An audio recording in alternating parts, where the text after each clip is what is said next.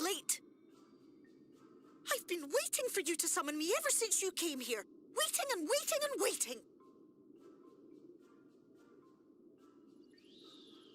But my sapling didn't so much as utter my name. Such a heartless thing he is. Cold and cruel and heartless!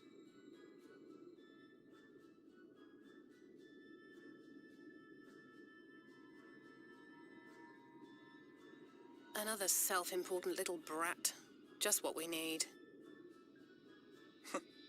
Reminds me of my childhood.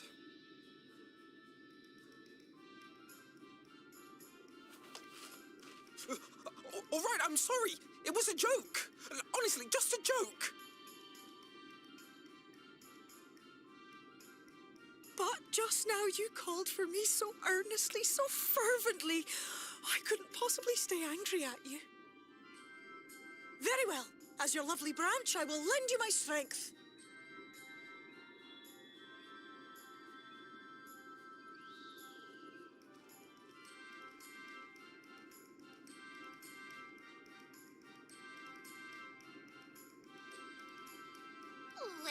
Well.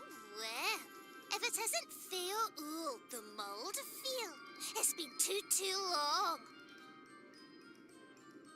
Not long enough for you to think of any new games, though, apparently. If I were you, I'd be bored of myself. Now, let me make something clear. That mortal is mine. No matter what you do, he will never be yours. Never, ever! Oh, not even a bit. But what about the others? Surely we can keep them. No, you can't keep them either. They're for my amusement and mine alone. And if you lay so much as a finger on my sapling, I'll scatter the contents of his bag all over your precious village. There'll be cold, hard metal, furry, festering food, stinky, sweaty small clothes, and all manner of other terrible, unmentionable things. How would you like that,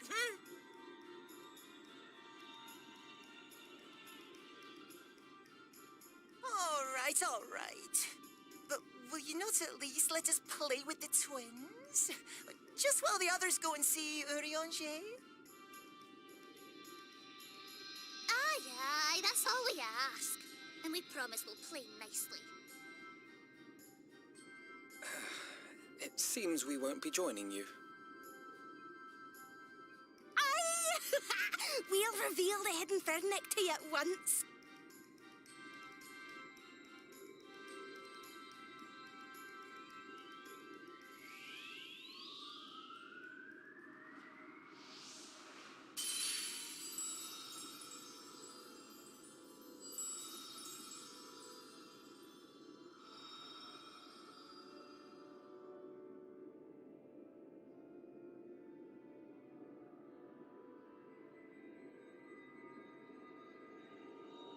So this is the true Ilmeg.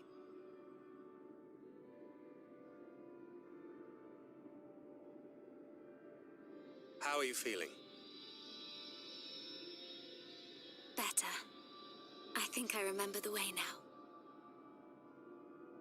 Apologies for the delay. Shall we go and see Urianger? Your lovely branch is useful, yes? So whenever you're in trouble, you must remember to make use of me!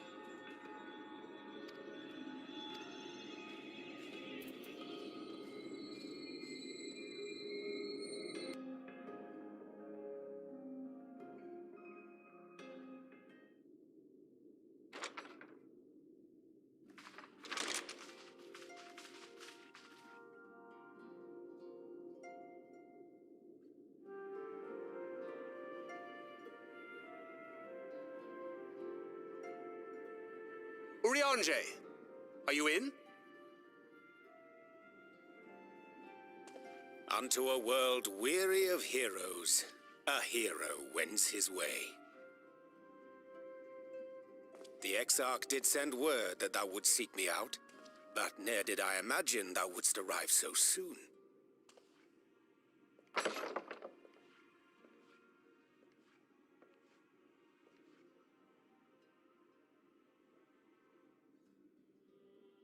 Full glad am I to see thee once more, my friend, and none the worse for thy travails.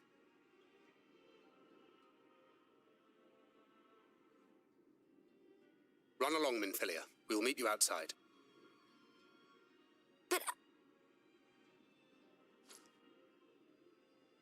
Another one for you to imbue, if you'd be so kind.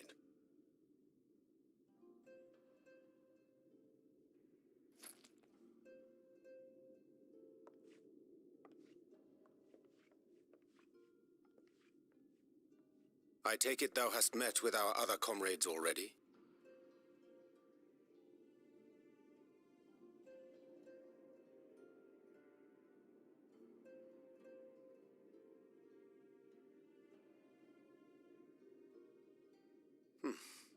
That Master Alphino and Mistress Alize now travel in thy company is of great comfort to me. As for the rest, it beginneth in earnest.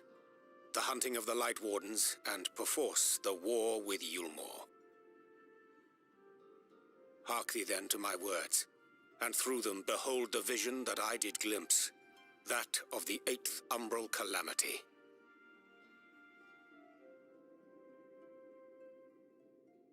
As I drifted hither to the first, traversing the boundary twixt reality and potentiality, I did bear witness to events yet to come.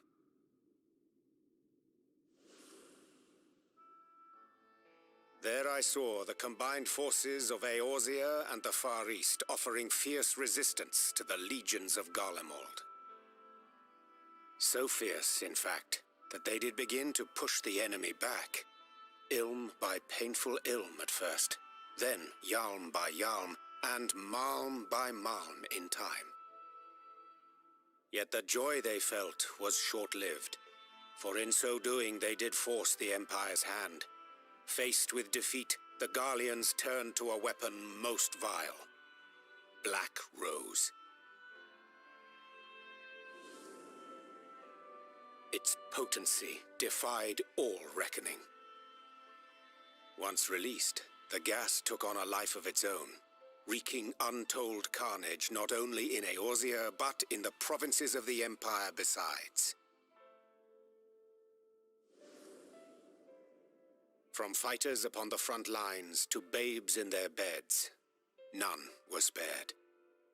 And as the casualties became too numerous to count, so did the fabric of civilization begin to unravel.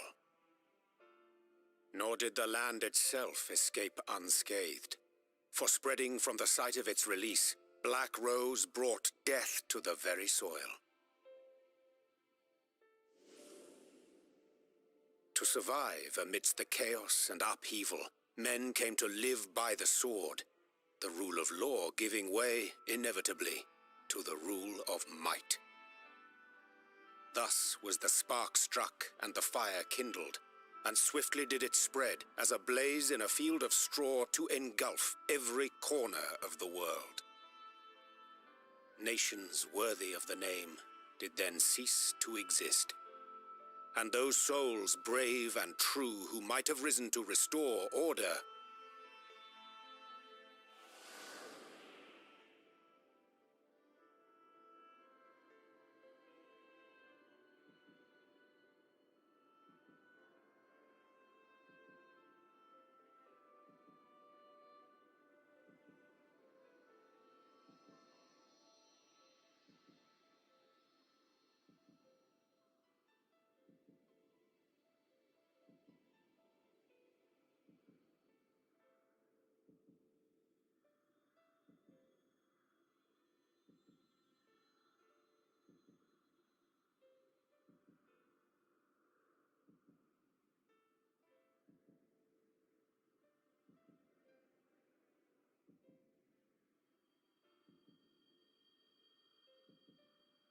were no more.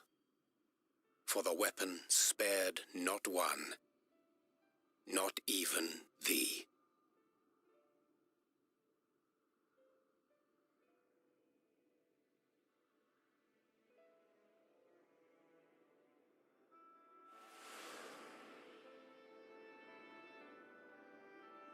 An endless age of war, begotten by the blight of Black Rose. Such is the legacy of the 8th umbral calamity which I did behold.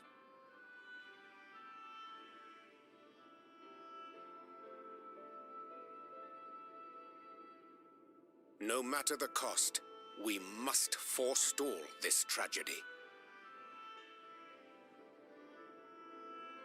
To that end, I have labored during my sojourn in this world, discovering in so doing the answer to a pressing mystery. That of Black Rose's inexplicable potency. Come.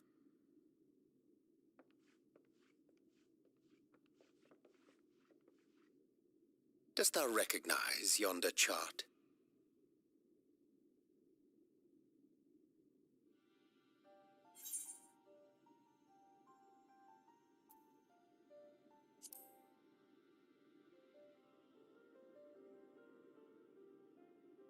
Indeed. 'Tis a rendering of the elemental wheel, such as one might find in classrooms across the source.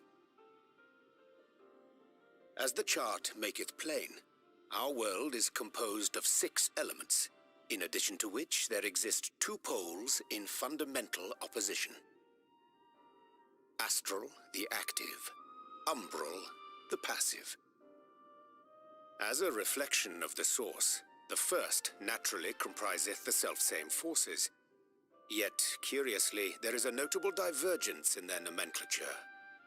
To be specific, the denizens of this world employ not the terms astral and umbral.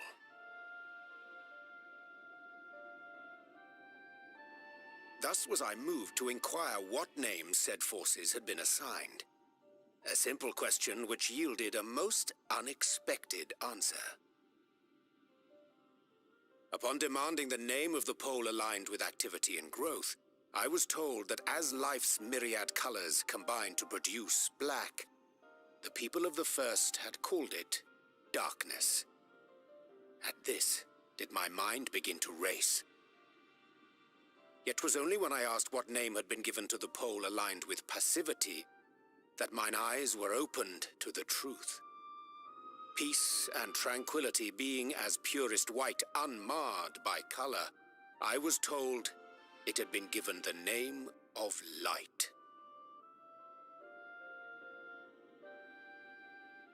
That's umbral light and astral darkness, yes? I'm no etherologist, but it strikes me that the nomenclature of the first is rooted in the generation of the 2 forces, while our own appears to focus on their effects, which makes one wonder, have we had it backwards all this time?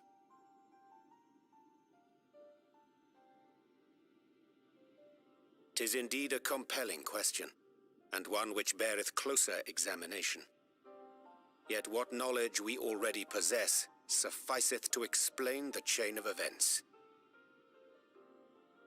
The phenomenon of etheric thinning observed in the source is the consequence of light, the power of stasis, flowing in from the first to stifle the movement of ether within the land.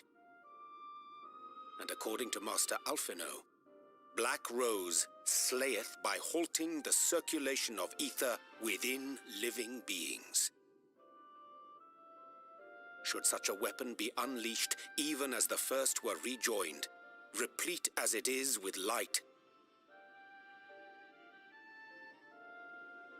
we would have a disaster of untold proportions on our hands. A calamity. Well, at least we have a better grasp of what we're facing. Our objective, however, remains unchanged. We are to eliminate the Light Warden of Ilmeg. Speaking of which, were you able to ascertain its whereabouts? Aye. 'Tis all but certainly ensconced within Leergear, the castle which standeth in the midst of the lake. To enter said stronghold, we must needs turn to the pixies for aid. Fortunately, I have become quite adept at courting their cooperation. Henceforth shall I accompany you, and do all in my power to ensure that my vision doth not come to pass.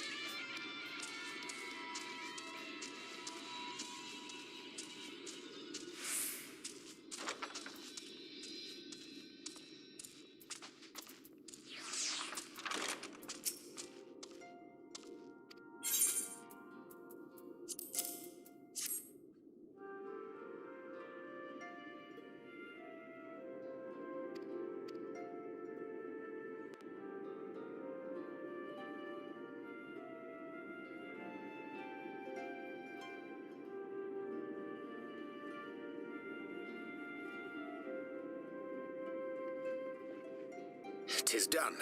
The pixies shall be well pleased with these gifts. Ah, lest I forget.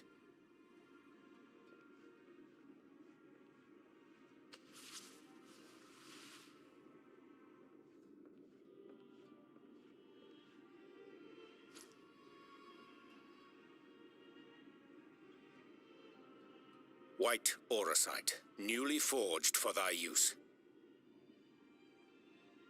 Our mission being to thwart a rejoining, we will most assuredly cross paths with those who crave the contrary, our eternal enemies. Thus did I choose to abide in this ether-rich land, the better to fashion a trap for the Ascian's essence.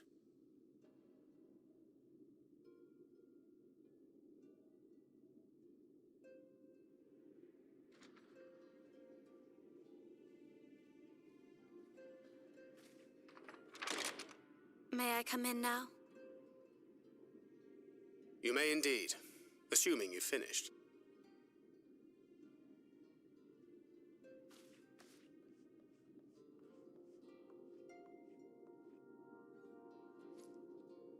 I did as you asked. That's my girl, thank you.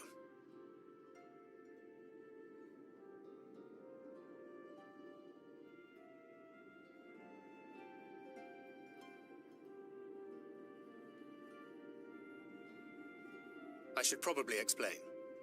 Though my body remained behind in the source, its limitations saw fit to accompany me, which is to say, I cannot manipulate ether. I took up the gunblade for its defensive advantages, but on account of my little impairment, I cannot imbue the ammunition myself. Luckily for me, Minfilia has quite a talent for it. Minfilia, once we set forth, we are not like to return for some while. If thou wouldst choose tomes to take with thee, let it be now. Really? May I? Of course, my dear. Yet have care thou dost not add overmuch to thy burden, lest I incur Thancred's ire.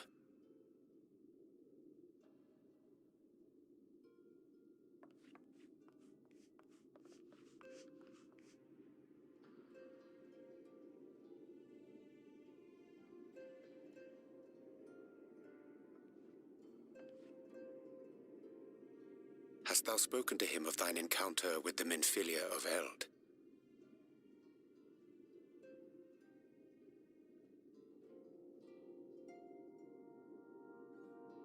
Well, I suppose now is as good a time as any.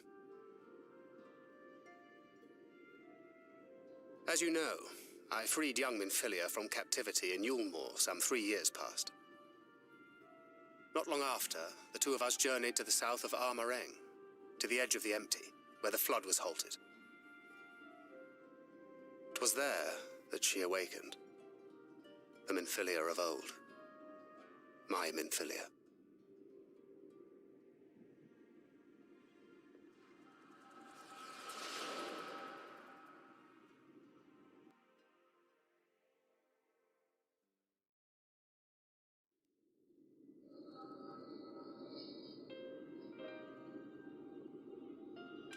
Tell me, what must I do to bring you back?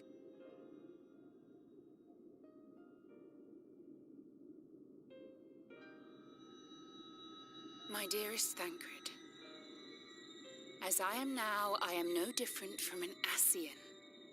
This child is but a vessel. One of many I have used that I might spread word of her enduring blessing and preserve the flame of hope.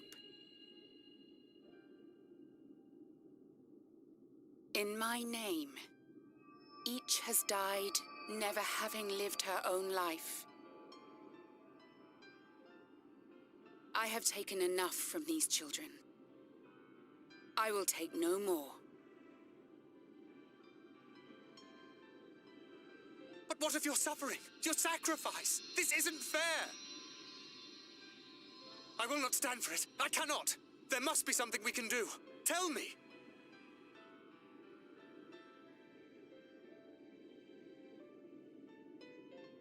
Should the day come when this child grows weary of fighting and wishes to cast it all aside, then shall I take up her burden. But should she wish instead to become...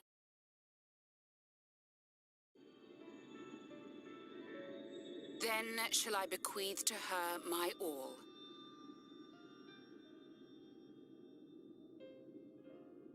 Imbued with the strength that I reserve for rebirth, she may come to wield my powers as her own. And what of my wishes? What of Flamine's? What of all the people who love and care for you and want nothing more than to see you again?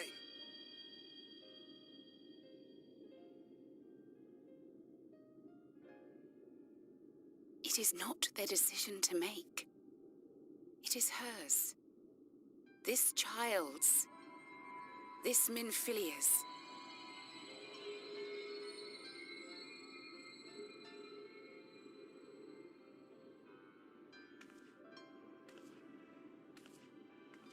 You have ever watched over me, Thancred.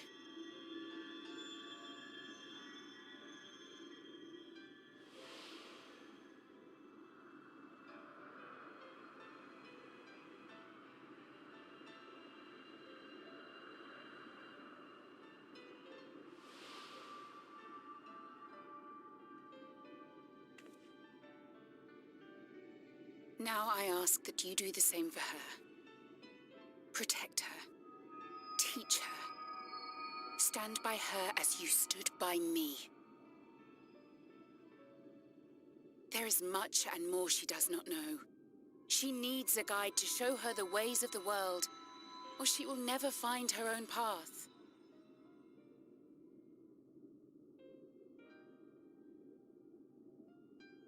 When the time comes, you will find me here. Until that day.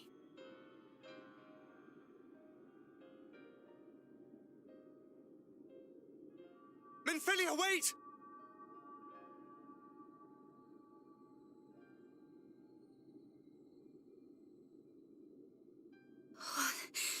What happened?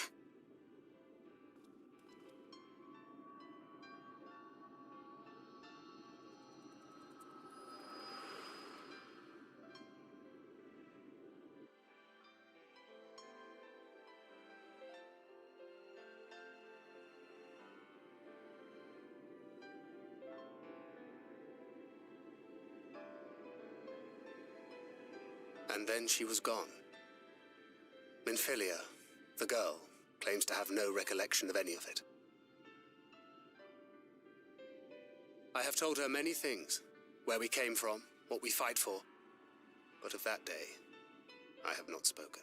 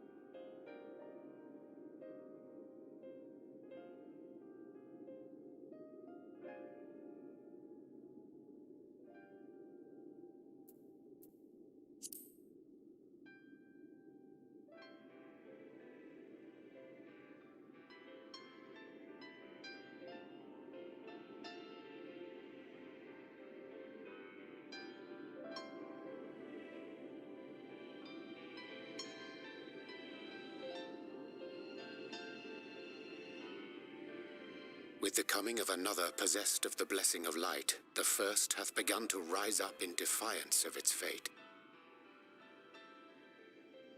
The question remaineth, however, who shall take up the flame of hope which Minfilia hath borne for so long? Whether we will it or no, the choice must soon be made.